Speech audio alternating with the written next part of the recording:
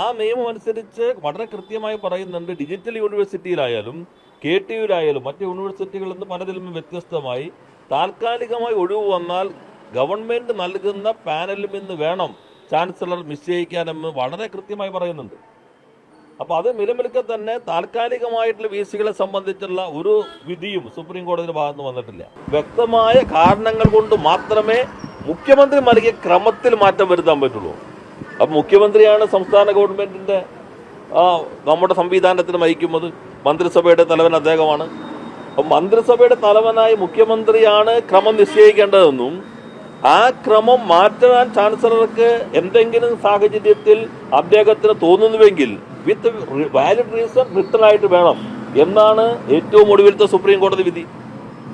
അപ്പൊ സംസ്ഥാന സർക്കാരിന് സംസ്ഥാന യൂണിവേഴ്സിറ്റികൾക്കൊന്നും ഒരു അധികാരമില്ല എന്നതാണ് സുപ്രീം കോടതി വിധി എന്ന് അദ്ദേഹം പറയുന്നുവെങ്കിൽ ഇതുകൂടി വായിച്ചു നോക്കണം. സർക്കാരിന് യൂണിവേഴ്സിറ്റികളുടെ ഇത്തരം കാര്യങ്ങളിൽ ഇടപെടാൻ യാതൊരു അധികാരവും ഇല്ല. അദ്ദേഹം തന്നെ ശമ്പളം കൊടുക്കുന്നെങ്കിൽ കുഴപ്പമില്ല. ബാക്കിയെല്ലാം സംസ്ഥാന ഗവൺമെന്റിന്റെ തീരുമാനത്തിനനുസരിച്ചാണ് യൂണിവേഴ്സിറ്റികൾ പ്രവർത്തിക്കുന്നത്. സുപ്രീം കോടതി വിധി, കണ്ണൂർ VC-യുടെ വിധി, അതിനുശേഷം സുപ്രീം കോടതിയുടെ വിധികൾ വന്നിട്ടുണ്ട്. യഥാർത്ഥത്തിൽ ചാൻസലർക്കുള്ള അധികാരം നിയമസഭ പാസ്സാക്കുന്ന നിയമങ്ങളിലൂടെ ഉള്ളതാണ്. ഇന്നത്തെ കോടതി വിധി, കഴിഞ്ഞ ദിവസത്തെ ആ കോടതി വിധി വായിച്ചാൽ നമുക്ക് മനസ്സിലാക്കാൻ കഴിയുന്നത് ഇതിൽ നിലവിലുള്ള വിധിയിൽ ഞങ്ങളിപ്പോൾ ഇടപെടുന്നില്ല എന്നുള്ളതാണ്. ആ വിധിയിലാണ് ക്ലാരിഫിക്കേഷൻ ചോദിച്ചത്. അതിൽ തന്നെ കോടതി പറയുന്നുണ്ട്, ഞങ്ങൾ അതിൽ പറഞ്ഞിട്ടുള്ളത് VC-യുടെ ഒരു ഒഴിവ് താൽക്കാലികമായി വന്നാൽ എന്ത് ചെയ്യണം എന്നത് ഈ യൂണിവേഴ്സിറ്റി നിയമം എങ്ങനെയാണ് പരാമർശിക്കുന്നത് അതിനടിസ്ഥാനപ്പെടുത്തിയാണ് ഞങ്ങളുടെ നിലപാട്. സുപ്രീം കോടതി വിധിയുടെ അടിസ്ഥാനത്തിൽ വൈസ് ചാൻസലർ നിയമനങ്ങളിൽ സർക്കാരിന് അധികാരമില്ല എന്ന് പറയുന്നു. അതുകൊണ്ട് ആ വിധിയുടെ അടിസ്ഥാനത്തിൽ ഈ കാര്യത്തിൽ എന്ത് വേണം, ഈ വിധി പുനഃപരിശോധിക്കാൻ ഞങ്ങളുടെ പരിധിപ്പെടുന്നതല്ല. കോടതി പറഞ്ഞു, നിലവിലുള്ള നിയമത്തിനനുസരിച്ച് താൽക്കാലികമായതാണെങ്കിൽ, അത് KTUവിൽ മാത്രമല്ല ഡിജിറ്റൽ യൂണിവേഴ്സിറ്റിയിലാണെങ്കിലും സർക്കാർ നൽകുന്ന പാനലിൽ നിന്ന് വേണം ചുമതല ഏൽപ്പിക്കാനെന്ന് സംസ്ഥാന നിയമം വ്യക്തമാക്കുന്നുണ്ട്. ചാൻസലർക്കുള്ള അധികാരവും സംസ്ഥാന നിയമം നൽകുന്നത് തന്നെയാണ്. അപ്പോൾ അതിനപ്പുറത്തൊന്നും കോടതി ഇതിനകത്ത് പറഞ്ഞിട്ടില്ല, ഈ വിധിയിൽ പറഞ്ഞിട്ടില്ല. അത് വിധി വായിച്ചാൽ എല്ലാവർക്കും മനസ്സിലാക്കാൻ കഴിയുന്ന കാര്യമാണ്. രണ്ടാമത്തേത്, സർക്കാരിന് യൂണിവേഴ്സിറ്റികളുടെ ഇത്തരം കാര്യങ്ങളിൽ ഇടപെടാൻ യാതൊരു അധികാരവും ഇല്ല. അദ്ദേഹം തന്നെ ശമ്പളം കൊടുക്കുന്നെങ്കിൽ കുഴപ്പമില്ല. ബാക്കിയെല്ലാം സംസ്ഥാന ഗവൺമെന്റിന്റെ തീരുമാനത്തിനനുസരിച്ചാണ് യൂണിവേഴ്സിറ്റികൾ പ്രവർത്തിക്കുന്നത്. സുപ്രീം കോടതി വിധി, കണ്ണൂർ VC-യുടെ വിധി, അതിനുശേഷം സുപ്രീം കോടതിയുടെ വിധികൾ വന്നിട്ടുണ്ട്. അതിൽ ഏറ്റവും ശ്രദ്ധേയമായ വിധി, ബംഗാളിലുള്ള എല്ലാ സർവകലാശാലകളിലും, എല്ലാത്തിലല്ല മഹാഭൂരിപക്ഷം സർവകലാശാലകളിലും വൈസ് ചാൻസലർമാരുടെ നിയമനം നടക്കാൻ പറ്റാത്ത ഒരു സാഹചര്യം ചാൻസലറുടെയും ഗവൺമെൻറ്റിൻ്റെയും വ്യത്യസ്ത സമീപനങ്ങൾ മൂലമുണ്ടായി. അതിലാണ് സുപ്രീം കോടതി അതുമായി ബന്ധപ്പെട്ട കേസുകളെല്ലാം ചേർത്ത് വെച്ചുകൊണ്ട് വളരെ അസാധാരണമായ ഒരു വിധി പ്രഖ്യാപിച്ചു. ആ വിധിയിലാണ് സുപ്രീം കോടതി തന്നെ ഒരു സെലക്ട് കമ്മിറ്റി, മുൻ ജസ്റ്റിസായിട്ടുള്ള ജസ്റ്റിസ് ലളിതിൻ്റെ അധ്യക്ഷതയിൽ ഒരു സെർച്ച് കമ്മിറ്റിയെ സുപ്രീം കോടതി തന്നെ വെച്ചു. സുപ്രീം കോടതി വച്ചതിനകത്ത് ഗവൺമെൻറ്റിൻ്റെ കൂടെ അഭിപ്രായം മാനിച്ചിട്ടുള്ള ഒരു സെർച്ച് കമ്മിറ്റിയിൽ അല്ലെങ്കിൽ സെലക്ഷൻ കമ്മിറ്റിയിലുള്ള അംഗങ്ങളുടെ ഒരു പാനൽ സുപ്രീം കോടതി തന്നെ ആ വിധിയുടെ അനുബന്ധമായി ചേർന്നു. അങ്ങനെയുള്ള സെർച്ച് കമ്മിറ്റിയിൽ നാം കാണേണ്ട ഭാഗം, സുപ്രീം കോടതി പറയുന്നത്, ഈ കമ്മിറ്റി അപേക്ഷയ്ക്ക് ക്ഷണിച്ച് ആവശ്യമായ പരിശോധന നടത്തി ഒരു പാനൽ മുഖ്യമന്ത്രിക്ക് സമർപ്പിക്കണം. ചാൻസലർക്കല്ല, മുഖ്യമന്ത്രിക്ക് സമർപ്പിക്കണം. ആ പാനലിൽ നിന്ന് പ്രയോറിറ്റി മുഖ്യമന്ത്രി നിശ്ചയിക്കണം. 1, 2, 3 ആർക്കാണ് ഒന്നാമത്തെ പ്രയോറിറ്റി, ആർക്കാണ് രണ്ടാമത്തെ പ്രയോറിറ്റി, ആർക്കാണ് മൂന്നാമത്തെ പ്രയോറിറ്റി, മുഖ്യമന്ത്രി നിശ്ചയിക്കണം. അത് കണ്ണൂർ കേസിന് ശേഷം വന്നിട്ടുള്ള സുപ്രീം കോടതി വിധിയാണ്. അപ്പോൾ സർക്കാരിനൊരു അധികാരമില്ല എന്നതാണ് സുപ്രീം കോടതിയുടെ നിലപാടെങ്കിൽ ഈ വരുന്ന സാധാരണ ഇപ്പോൾ കേരളത്തിൽ പോലും നമ്മൾ നേരെ ഈ സെർച്ച് കമ്മിറ്റി പാനൽ ഗവർണർക്കാണ് കൊടുക്കും, ചാൻസലർക്കാണ് കൊടുക്കുന്നത്. ഗവർണറല്ല, ചാൻസലർക്കാണ് കൊടുക്കുന്നത്. ഈ വിധിയിൽ സുപ്രീം കോടതി പറഞ്ഞു മുഖ്യമന്ത്രിക്ക് നൽകണം. മുഖ്യമന്ത്രി 1, 2, 3 നിശ്ചയിച്ചിട്ട് ചാൻസലർക്ക് കൊടുക്കണം. ചാൻസലർക്ക് വേണമെങ്കിൽ മാറ്റം വരുത്താം, പക്ഷേ വിത്ത് സ്പെസിഫിക് റീസൺസ്. ഈ ഒന്നാമത് മുഖ്യമന്ത്രി പറഞ്ഞിരിക്കുന്നതിനേക്കാളും ഇന്ന കാരണം കൊണ്ട് രണ്ടാമത്തെ ആളാണ് യോഗ്യനെന്ന് ചാൻസലർക്ക് തോന്നുകയാണെങ്കിൽ ആ എഴുതി വ്യക്തമായ കാരണങ്ങൾ കൊണ്ട് മാത്രമേ മുഖ്യമന്ത്രി നൽകിയ ക്രമത്തിൽ മാറ്റം വരുത്താൻ പറ്റുള്ളൂ.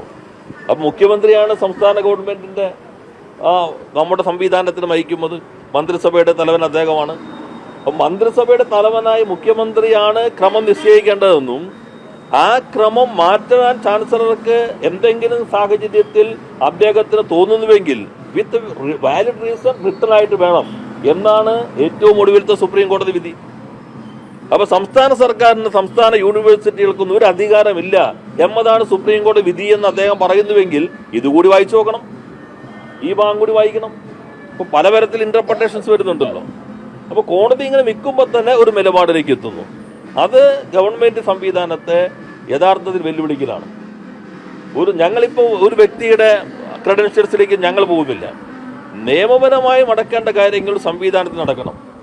സംസ്ഥാന യൂണിവേഴ്സിറ്റികളുടെ രൂപീകരണം, ഇൻകോർപ്പറേഷൻ, റെഗുലേഷൻ, വൈൻഡിങ് അപ്പ് സംസ്ഥാന ലിസ്റ്റ് 32 പെടുന്നതാണ്. നമ്മുടെ ഭരണഘടനയുടെ ഇപ്പോൾ 75-ാം വാർഷിക ഭരണഘടനാ ദിനം അംഗീകരിച്ചതിന് നമ്മളിപ്പോൾ ആഘോഷിച്ചല്ലേ ഉള്ളൂ കഴിഞ്ഞ ദിവസം. ഭരണഘടനയുടെ സംസ്ഥാന list 32 incorporation, regulation of the universities. കേന്ദ്ര ഗവൺമെന്റ് അതിന് അധികാരമില്ല എന്ന് 44 പറയുന്നു.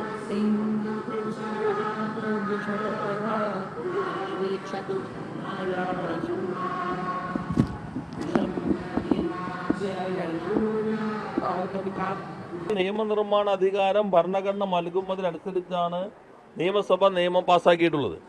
ആ നിയമം അനുസരിച്ച് വളരെ കൃത്യമായി പറയുന്നുണ്ട്, ഡിജിറ്റൽ യൂണിവേഴ്സിറ്റിയിലായാലും KTUവിലായാലും മറ്റ് യൂണിവേഴ്സിറ്റികളിൽ നിന്ന് പലതിലും വ്യത്യസ്തമായി താൽക്കാലികമായി ഒഴിവ് വന്നാൽ ഗവൺമെന്റ് നൽകുന്ന പാനലിൽ നിന്ന് വേണം ചാൻസലർ നിശ്ചയിക്കാനെന്ന് വളരെ കൃത്യമായി പറയുന്നുണ്ട്. അപ്പോൾ അത് നിലനിൽക്കെ തന്നെ താൽക്കാലികമായിട്ടുള്ള VCകളെ സംബന്ധിച്ചുള്ള ഒരു വിധിയും സുപ്രീം കോടതിയുടെ ഭാഗത്ത് വന്നിട്ടില്ല. അവിടെ പെർമനന്റ് VCയെ സംബന്ധിച്ച് ഒരു വിധി വന്നു. അതിനുശേഷം ഞാൻ നേരത്തെ പറഞ്ഞ വിധിയും വന്നിട്ടുണ്ട്. സംസ്ഥാന സർക്കാരിനല്ല എന്ന് വെച്ചാൽ ഇതിൻ്റെ പണം മുഴുവൻ സംസ്ഥാന ബജറ്റിൽ നിന്ന് വരുന്നതാണ്. നമ്മൾ UGCയുടെ നിബന്ധനകൾക്കനുസരിച്ച് കൊടുക്കാനുള്ള പണം അതുപോലും യൂണിയൻ ഗവൺമെൻറ് ഇതുവരെ അനുവദിച്ചിട്ടില്ല. സംസ്ഥാന യൂണിവേഴ്സിറ്റിയുടെ എല്ലാം പ്രവർത്തിക്കുന്നത് സംസ്ഥാനത്തിൻ്റെ പണം അനുസരിച്ചുകൊണ്ടാണ്, സംസ്ഥാനത്തിൻ്റെ ഫണ്ട് അനുസരിച്ചുകൊണ്ടാണ്. UGC നൽകേണ്ട കാര്യം പോലും സംസ്ഥാന സർക്കാർ നൽകിയിട്ടില്ല. അപ്പോൾ അത്തരം ഘട്ടത്തിൽ പൂർണ്ണമായും ഒരു ജനാധിപത്യ സംവിധാനത്തെ വെല്ലുവിളിക്കാനായി ചാൻസലർ ശ്രമിക്കുന്നത് അങ്ങേയറ്റം തെറ്റാണ്. അതിന് നിയമപരമായി നോക്കുന്നുണ്ട്. മറ്റു രീതിയിലും നമ്മുടെ നാട്ടിൽ ഇത്തരം സംവിധാനങ്ങൾ നിയമവിധേയമായി പ്രവർത്തിക്കേണ്ട ആളുകൾ നിലപാട് സ്വീകരിക്കുന്നത് അങ്ങേയറ്റം തെറ്റാണ്.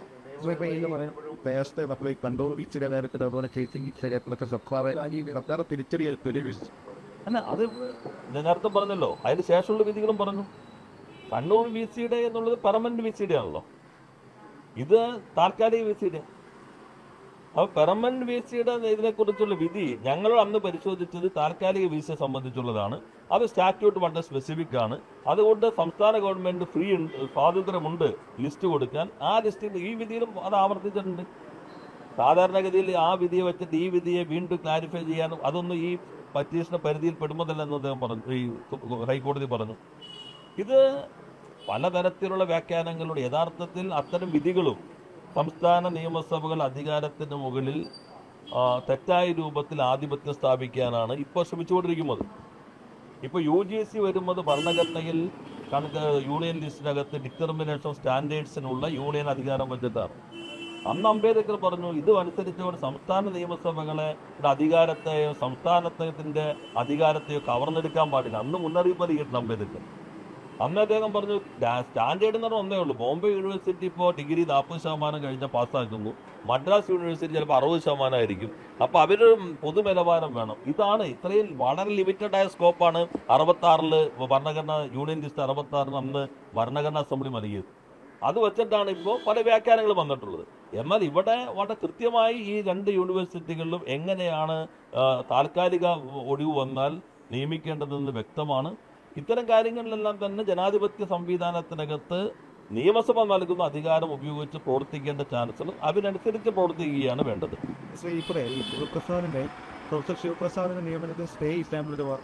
അല്ലപ്പോൾ ഒരാൾ സാധാരണ എല്ലാ കേസിലും നമ്മൾ കൊടുക്കുമ്പോൾ ജോയിൻ ചെയ്ത് കഴിഞ്ഞാൽ സ്റ്റാറ്റസ് കഴിഞ്ഞിട്ടല്ലേ പരിശോധിക്കുക.